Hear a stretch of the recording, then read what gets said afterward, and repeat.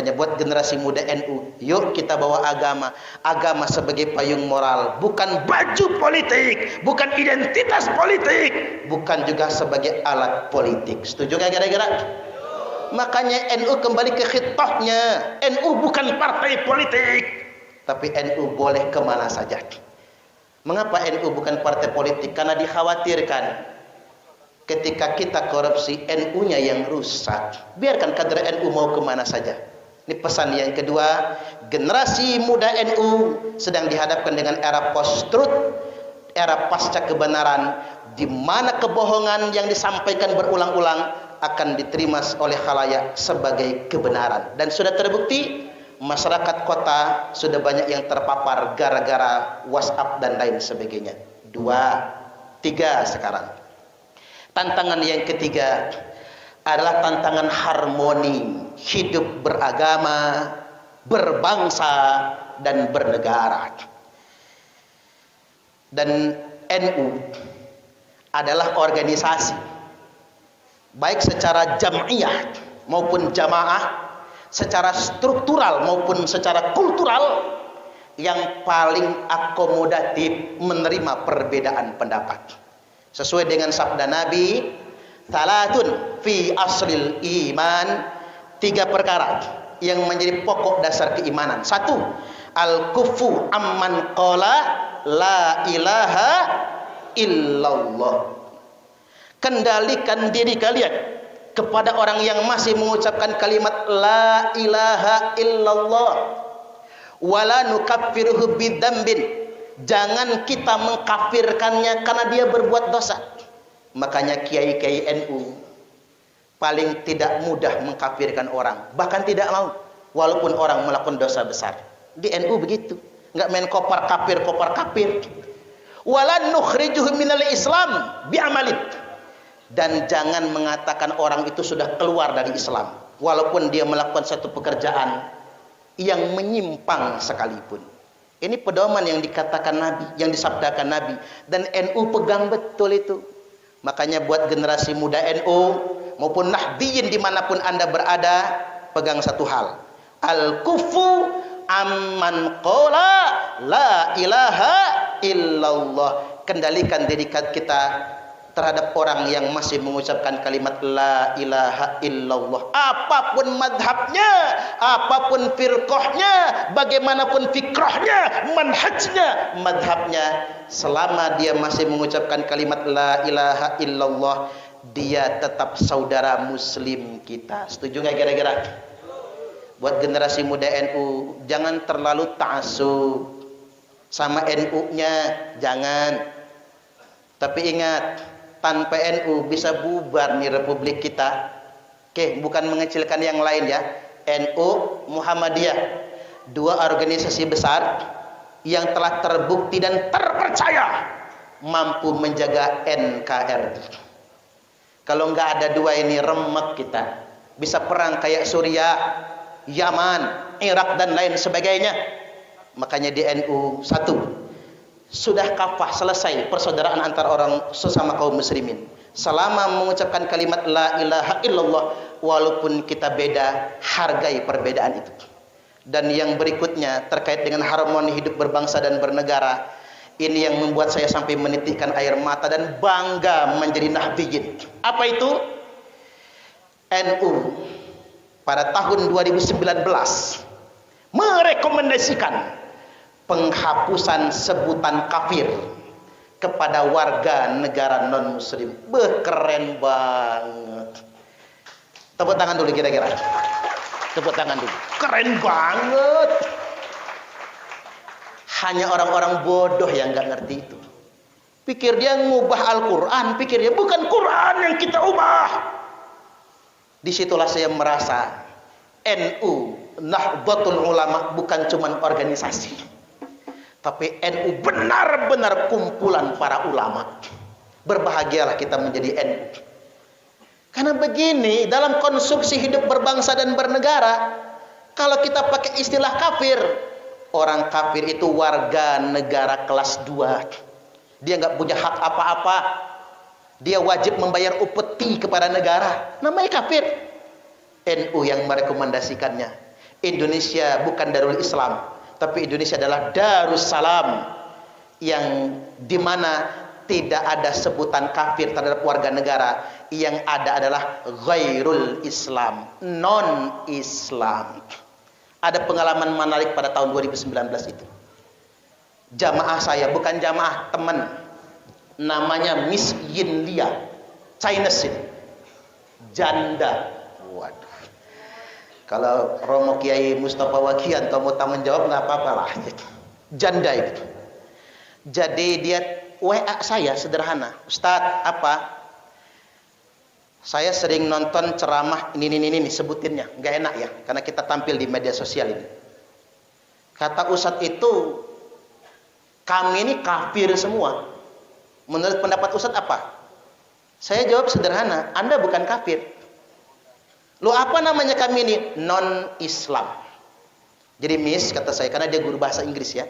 Kalau Anda non-Islam, saya non-Kristen, non-Katolik, non-Buddha, non-Hindu. Nah, Anda non-Islam. Bagi kami sedemikian rupa. Jadi saya bukan kafir, bukan. Ustadz, tolong jelaskan. Kafir itu apa? Kafir itu kan ingkar. Mengingkari ketauhidan. Dulu orang kafir Quraisy mengingkari Allah sebagai Rabbnya, sebagai Tuhannya. Kemudian yang kedua, mengingkari Nabiullah Muhammad sallallahu alaihi wasallam sebagai utusan Allah. Dan yang ketiga, mereka mengingkari Al-Quran. Itulah kafir. Berarti kami tidak kafir, bukan non-Islam. Nah, seminggu kemudian dia WA saya lagi, Ustadz, kalau anaknya Islam, orang tuanya non-Islam, boleh nggak anaknya berbakti sama orang tuanya? Wajib, kata saya. Walaupun orang tuanya non-Islam, walaupun bapaknya bajingan tengik juga, wajib berbakti. Seminggu kemudian dia WA saya lagi, Ustadz, alhamdulillah. Nah, udah beda nih. Alhamdulillah, saya sekarang sudah masuk Islam. Subhanallah. Seandainya waktu itu dia saya kafir-kafirkan, jangan-jangan dia terhalang untuk masuk Islam. Innallaha jamilun yuhibbul jamal. Sesungguhnya Allah itu indah. Allah suka yang indah-indah. Kalau kata Habib Nurmagomedov, petinju UFC fenomenal, orang tidak belajar Islam dari Al-Quran, tapi orang lain mempelajari Islam melihat perilakumu. Maka indahkan perilakumu agar Islam itu tampak indah, sehingga setiap orang yang melihatnya ingin sekali memasukinya. Subhanallah. Makanya buat adik-adik sekalian, kita bawa Islam yang rahmatan lil alamin. Sesama orang Islam kita harus akur. Sebaliknya yang berikutnya, kepada non-Islam kita menjadi warga negara yang baik, saudara kita sebangsa dan sebagai warga negara. Terakhir, yang keempat. Tapi ngomong-ngomong tadi ada ini Ustaz ya, sudah salawat katanya ya. Salawatnya di ujung, sholatnya apa? Ngumpulin bantuan ya. Subhanallah. Ada pesan begitu. Baik, yang keempat ingin saya tegaskan, tantangan generasi muda di zaman sekarang ini, di tengah firqah-firqah yang ada, kita dihadapkan dengan gerakan sempalan yang memainkan narasi keagamaan yang diterima sebagai kebenaran. Contoh, bendera hitam misalnya. Bendera hitam itu hampir diterima oleh publik Indonesia sebagai bendera pejuang Islam di abad sekarang. Padahal itu kan narasi. Bayangkan gitu. Coba kita sedikit bertanya, ngapa NU benderanya nggak hitam? Mengapa Muhammadiyah benderanya tidak hitam? Nah, inilah karena kita ini belajarnya dari medsos. Kita tanya, lu nyantri di mana? Google. Nanti kalau mati gurunya ditanya malaikat, guru kamu siapa? Kiai Haji Google. Syekh YouTube Al-Interneti. Al-Ustadz Facebook LCMA. Nggak bisa dipertanggungjawabkan itu. Bahaya karena begitu. Padahal kan jelas begini. Sebelum Imam Mahdi. Nah, Imam Mahdi itu keturunan Rasulullah. Makanya NU. Saya mau nyebut satu-satunya nggak enak lah ya.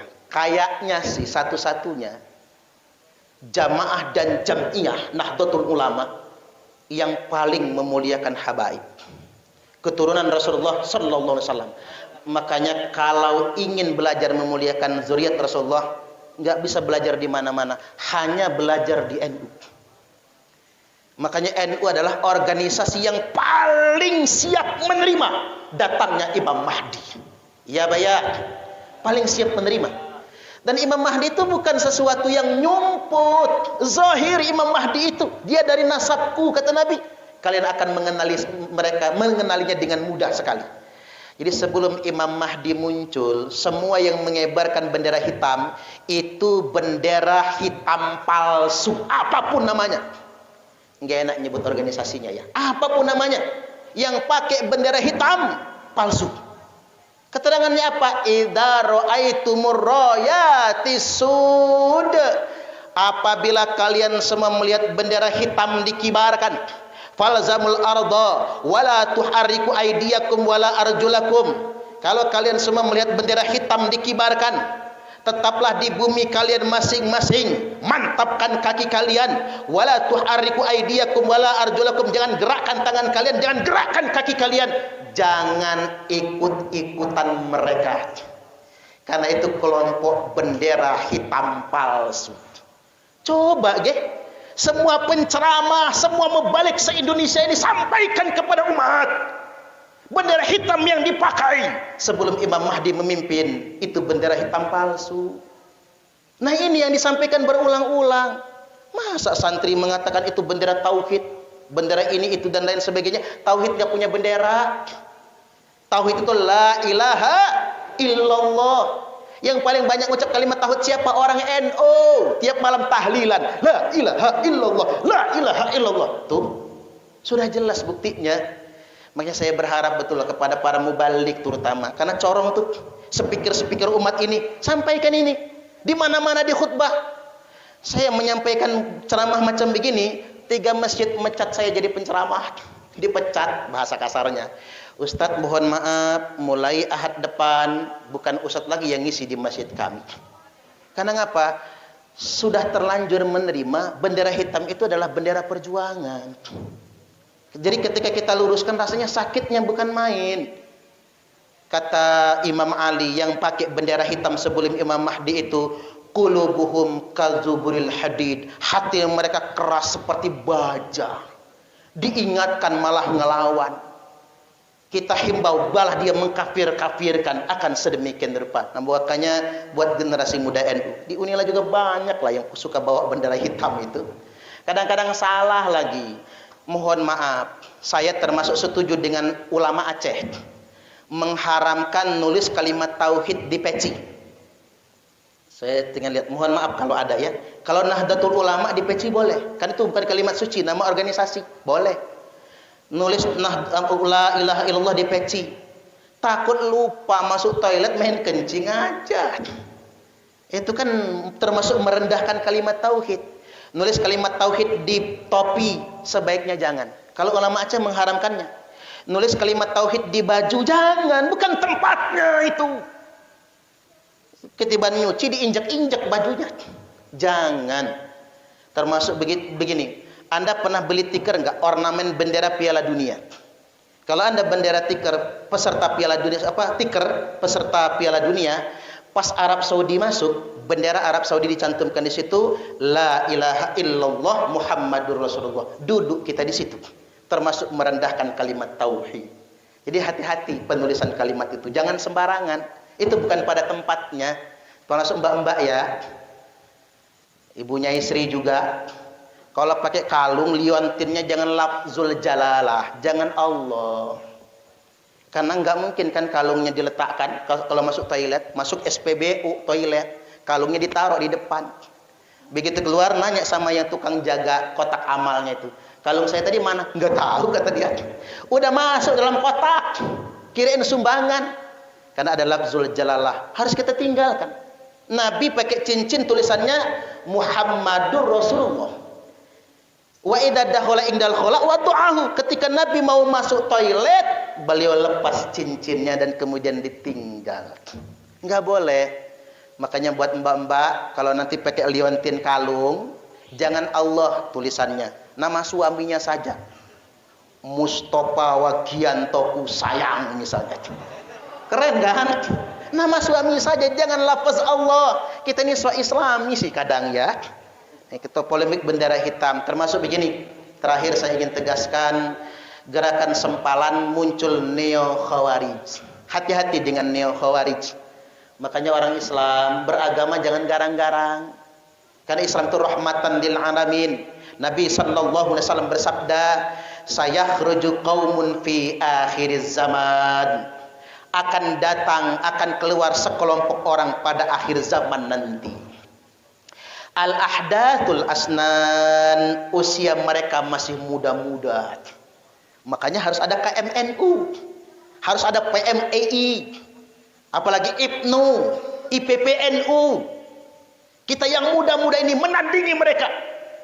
Karena mereka itu masih muda-muda, semangatnya membara, jihad berani mati. Maka banyak yang tertipu. Ini yang harus kita waspadai. Al-ahdathul asnan, usia mereka muda-muda.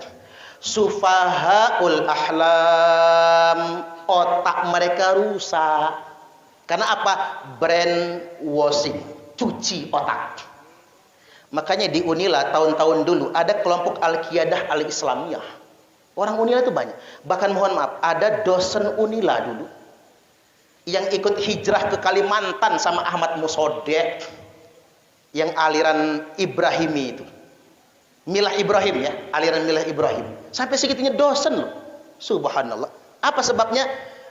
Sudah dicuci otaknya. Makanya teroris-teroris itu, kelompok Khawarij itu karena sudah dicuci otaknya. Makanya hati-hati ngaji. Cara menyelamatkannya bagaimana? Para kiai kita sudah menghimbau, kalau ngaji harus bersanad. Karena kalau tidak bersanad bahaya sekali. Harus dengan sanad yang jelas ngaji itu agar kita selamat. Al-ahdasul asnan, usia mereka masih muda-muda. Sufahaul ahlam, otak mereka rusak. Makanya rata-rata adik-adik sekalian, yang jadi teroris itu enggak ada orang pondok, terutama pondok NU ya. Rata-rata yang jadi teroris itu yang mak jelas ngajinya itu. Otak mereka sudah rusak.